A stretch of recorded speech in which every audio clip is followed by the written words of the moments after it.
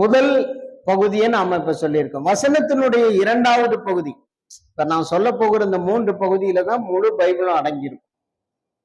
இரண்டாவது பகுதி என்ன அப்படின்னு பார்த்தா, இரண்டாவது பகுதி மார்க்கு சுவிசேஷம் 4ஆம் அதிகாரம் 15ஆம் வசனம், லூக்கா 8ஆம் அதிகாரம் 11ஆம் வசனம். இதுல வசனத்தை விதைக்கு ஒப்பிடுகிறார். வசனம் விதை அப்படின்னு ஆண்டவர் சொல்லுகிறார். இந்த வசனம் எல்லாமே விதை. எந்த விதைன்னா, நம்முடைய மனமாகிய நல்ல நிலத்தில் விதைக்கப்பட்ட விதை. இதுல ஒரு 2-3 வகையான மனிதர்களை ஆண்டவர் என்ன செய்கிறார் சொல்லுகிறார். ஒண்ணு, வழியருகே விதைக்கப்பட்டவர்கள், வழியருகே நிலம் போல வாழ்றவங்க. இரண்டாவது, கற்பாறையான நிலங்களை போல இருதயத்தை வச்சுக்கிட்டு வாழ்றவங்க. என்ன சொன்னாலும் அவன் கீழ்ப்படிய மாட்டான், கேட்க மாட்டான், அவன் கடினமா தான் இருப்பான், கற்பாறை. மூன்றாவது, முள்ளுள்ள இடம், முள்ளுகள் நிறைஞ்ச நிலத்துல விதை விதைச்சாக்கா முளைக்குமா முளைக்காதா? முளைக்கும். ஆனா என்ன செய்யாது? வளர விடாது. முள்ளு வளர விடாது. அதுபோல இந்த முள்ளுள்ள நிலம் போல சில இருதயம் இருக்கு. வசனத்தை சொல்லும் போது கேட்பான், எல்லாம் ஒண்ணுதான்ட்டு போயிடுவான். அதை சிந்திச்சு ஆழ்ந்து எடுத்துக்க மாட்டான். 4வது ஒரு நிலத்தை சொல்றாரு, மனிதனுடைய இருதயமாக்கிய நிலத்தை, நல்ல நிலம். நல்ல நிலத்தில் விதைக்கப்பட்டவனோ வசனத்தை கேட்டு அதை நன்மையாய் தன் உள்ளத்திலே காத்து 30, 60, 100 பலன் கொடுக்கிறான். அதுவே நல்ல நிலத்தில் விதைக்கப்பட்டவர்கள். அப்போ இரண்டாவது பகுதியில விதை வசனம் எது? விதை. இந்த விதையானது நம்முடைய வாழ்க்கையில எப்படி விழணும்? நல்ல நிலமாகிய இதயமாக அது விழணும். நல்ல நிலமா இல்லைன்னா எப்படி இருக்கும்? இவன் என்ன குற்றம் சொல்லிட்டான், இவன் என்னையே பேசிட்டான், இவன் என்னை எதிர்த்துட்டான், இவன் என்னை வேதனைப்படுத்திட்டான், நான் ஆறுதலுக்கு தான் வசனம் சபைக்கு வந்தேன், எனக்கு இன்னைக்கு என்ன கிடைச்சு போச்சு? கத்தி குத்து கிடைச்சு போச்சு, வெட்டு கிடைச்சு போச்சு அப்படின்னு ஆட ஆரம்பிச்சிடும். அல்லேலூயா. ஆனா இங்க என்ன சொல்லுதுன்னா, வசனம் விதை விழுந்துருச்சு. அத நன்மையாய் தன் இருதயத்துல காத்து பலன் கொடுக்க வேண்டியது நம்ம நிலம். நல்ல நிலமா இருந்தா பலன் கொடுக்கும், இல்லைன்னா அதுக்கு பலன் இருக்காது. அதுக்கு பதிலாக அதை காரி தூணு உமிழ்ந்து. சொல்ற புரியுதா? இரண்டாவது, அப்போஸ்தலர் 6ஆம் அதிகாரம் 7ஆம் வசனம், 19ஆம் அதிகாரம் 20ஆம் வசனம், 2 தெசலோனிக்கேயர் 3ஆம் அதிகாரம் 1ஆம் வசனம். இந்த வசனங்கள் எழுதி இருக்கிற இந்த வசனத்துல என்ன பார்க்கிறோம்னாக்கா, விருத்தி ஆகின்ற வசனம், விருத்தி அடையும் வசனம். ஒவ்வொருத்தனுக்குள்ள ஒரு வசனத்தை போட்டோம்னா அது டக்குன்னு விருத்தியாகி இன்னொருத்தனுக்குள்ள போய் அது விழுந்துரும். இந்த விதை 2ஆகி இன்னொருத்தனுக்குள்ள போய் விழுந்து அவனையும் சபைக்கு கொண்டு வந்துடும். அவனும் நல்ல நிலமா மாறுவான். இன்னொருத்தனுக்கு அந்த வசனம் போகும், அவன் இதை விருத்தியாகிட்டே போகும். இந்த வசனம் எழுப்புதல் உண்டாக்குற வசனம். அப்படி யாரும் இந்த சபையில இல்லை. உங்களுக்கு சொன்னதை நீங்களே நசுக்கி சாவடிக்கிறீங்களா? நீங்களே அதை அழிச்சு போடுறீங்களா? உங்க நிலம் முள்ளுள்ள நிலமா, நல்ல கல்லு கற்பாறையான நிலமா, வழியருகே நிலமான்னு தெரியல. இந்த வசனம் விருத்தியாகவே மாட்டேங்குது. இங்க இருந்து கேட்டவரம்பாளையம் சபை எங்க இருக்குன்னு எவனுக்குமே தெரியல. நானும் இந்த 38 வில்லேஜ்ல இந்த பக்கம் எல்லாம் நடக்காத இடம் இல்லை. நானும் பாசமாவும் நடந்து போய் வசனங்களை விதைச்சு பார்த்தோம்.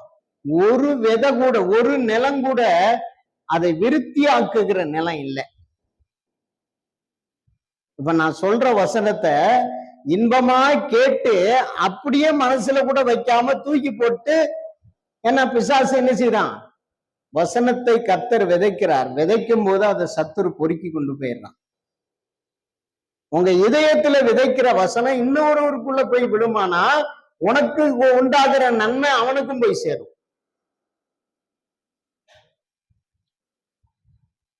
என்ன ஒரு சர்ச்சைக்கு கூட்டு போனது ஒரு சில வாலிப பசங்கன்னு சொன்னேன். நான் என்னுடைய பர்னிச்சரு, லாட்ரி வியாபாரம், அதே மாதிரி பைனான்ஸு, சைக்கிள் கம்பெனி எல்லாம் வரிசையா வச்சுக்கிட்டு எல்லாம் ஆட்களை வச்சு வேலை வாங்கிட்டு நல்லா சம்பாரிச்சுக்கிட்டு இருந்தேன். அப்போ என் கூட சில வாலிப பசங்க தற்செயலாம் பழகுனானுங்க. நானும் சரின்ட்டு ஃப்ரெண்ட்ஸ்ன்னு எனக்கு ரொம்ப பிடிக்கும், பழகினேன். அப்போ உடனே ஒரு நாள் என்ன சொன்னான், எனக்கு சைக்கிள் கற்றுக் கொடுக்குறேன்னு சைக்கிள் கற்றுக் கொடுத்துக்கிட்டு இருந்தான். கற்றுக் கொடுத்துருந்தவன் என்ன சொன்னா, நீ எங்க சர்ச்சுக்கு ஒரு முறை வந்து பாரு, எங்க பாஸ்டர் அருமையா போதிக்கிறாரு, அதெல்லாம் நீ கேட்டிருக்க மாட்ட, அந்த மாதிரி வார்த்தை உனக்கு கிடைச்சிச்சுன்னா நீ நல்லாயிடுவ அப்படின்னு என்னெல்லாமோ சொன்னான். நானும் மனசுல வாங்கிக்கிட்டேன், கேட்டுக்கிட்டேன், ஒரு நாளும் போனதில்லை. ஒரு நாள் என்ன பண்ணிட்டானுங்க, சைக்கிளை பிடிங்கி வச்சுக்கின்னு நீ வந்தே தீரணும். இன்னைக்கு எங்க சர்ச்சில் என்ன நடக்குது, கன்வென்ஷன் நடக்குது. கன்வென்ஷன் யாருக்கு என்ன தெரியும், பைபிளே தெரியாது, இயேசு பத்தியே தெரியாது, கன்வென்ஷன்றாங்க. கன்வென்ஷன் நடக்குது.